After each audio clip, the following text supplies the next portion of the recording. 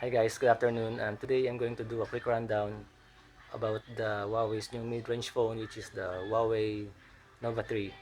And then magbibigay din ako ng impressions ko about the phone because I've been using this for almost 2 weeks. And then para dun sa mga gustong bumili ng Huawei Nova 3, sana makatulong tong video na to para sa inyo. So, let's go. So, out of the box, ito na siya. So, ito yung box. So, may mga text dyan. So, nilabas ko na yung iba. Kagaya nito, travel adapter charger. Ano naman tawag dito, basta yun. And then, the USB Type-C cable. So, inside the box ay, of course, nilagay ko yung resibo. Yung lalagyan ng phone.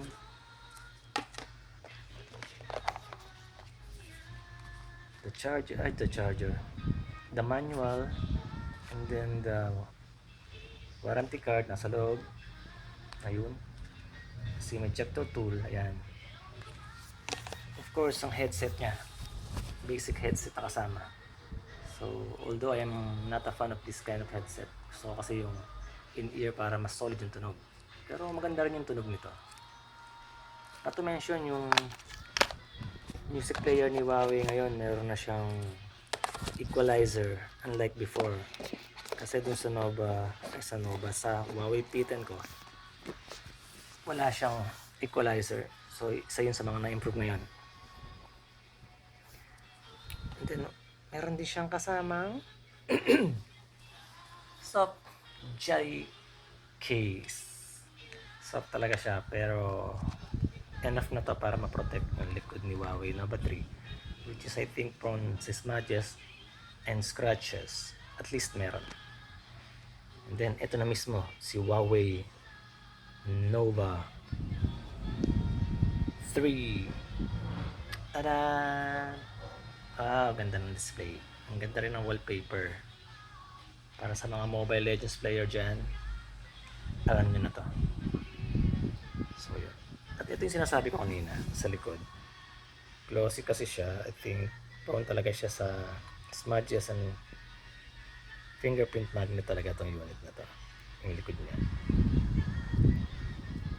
Yan. Pero maganda pa rin yung tsura niya talaga. Medyo curved yung likod. Unlike sa Nova 3i, flat. And then when it comes to technical specification of this, so yan, may dual selfie camera. Makikita. Sa gitna yung earpiece. At sa loob ng earpiece, meron din dyang LED light para sa notification. Pagdating sa notch, medyo mahaba siya kumpara sa Nova 3i at sa Vivo V9. So ayan. Pero it doesn't matter naman. Maganda naman ang specs nito. And then sa right side, kung makikita mo, focus, nandiyan yung power button at ang volume rocker. Sa baba, nandiyan ang 3.5 headset, 3.5mm headset jack. And then yung tawag dito, USB charging port type C. Speaker grill. Sa left side, nandiyan yung SIM card tray, dual SIM card tray.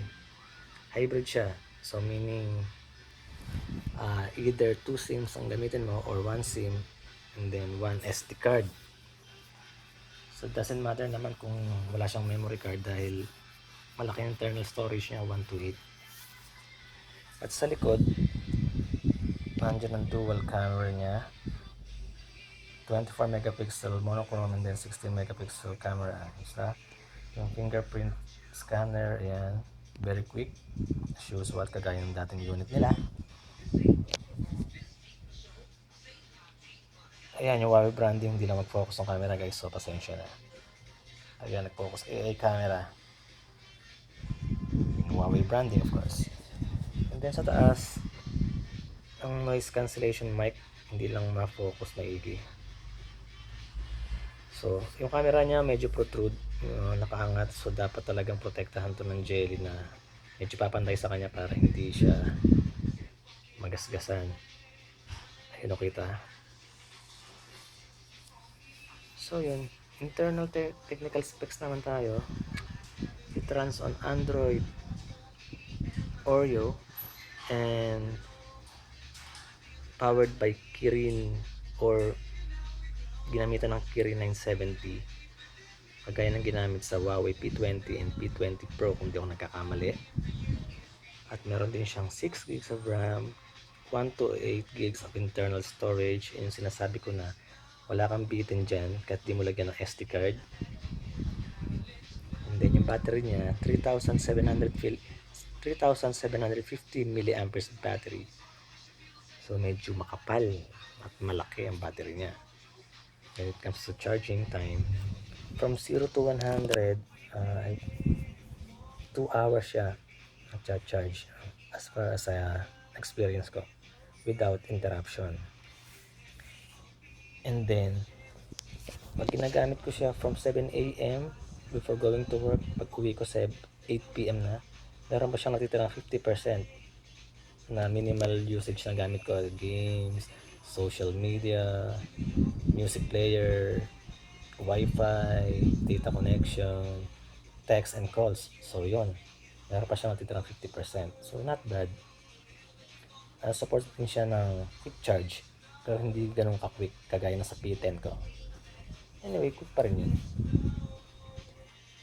So yung display niya 6.3 kagaya ng 3i, I think ganun din siya, or at least yung Vivo V9 pero siya naman. So yun lang basic specs na nakita ko sa kanya. And then maganda yung ano niya, maganda ang audio niya.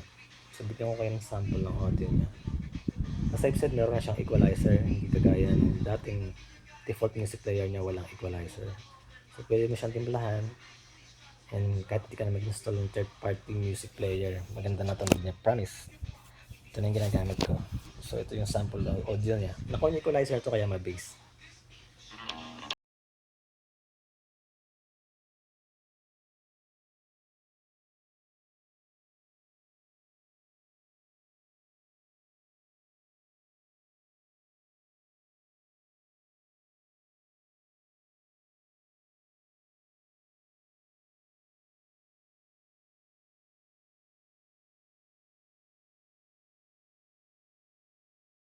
So yun. Pagdating sa camera, maganda rin siya. Sa video, it supports 4K video, pero hindi ko pa tinry yung 4K. Nagtry lang ako ng HD na 60 fps. Superb quality. Tingnan nyo. Check this out. Ayan, ha?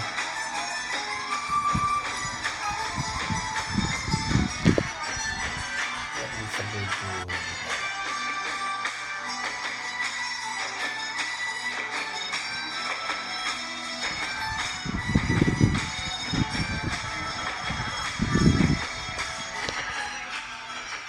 So yun, yung viewing angle niya maganda.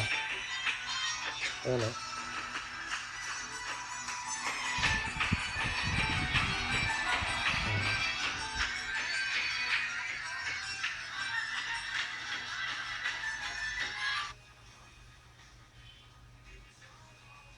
So sa gaming maganda rin to, lalo sa Mobile Legends. Na-try ko siya in high settings, napaka smooth niya, walang lag.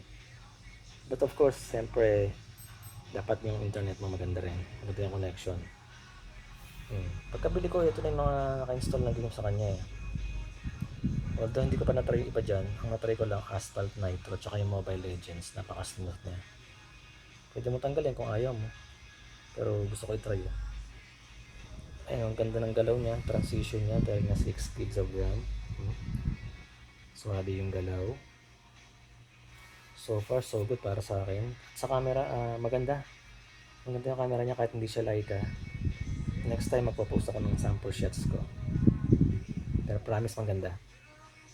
Hindi pa lang ako ready mag-post, eh. Testing lang to. So sana yun, nakatulong din to sa mga gustong bumili ng Nova 3. Sulit to para sa 25,000. Mid-range phone, pero yung specs niya pang high-end, pang flagship, I mean. Maganda yung build, stylish, ganda ng display, vivid, immersive, ang ganda ng camera, ang ganda ng battery, halos maganda lahat siya. So, although nasa preference pa rin ng tao yan, pero kung budget phone lang at budget phone na pang flagship ang pag-usapan, dito ka na. Okay, so far, yun na lang muna, and sana nakatulong. Ciao, salamat.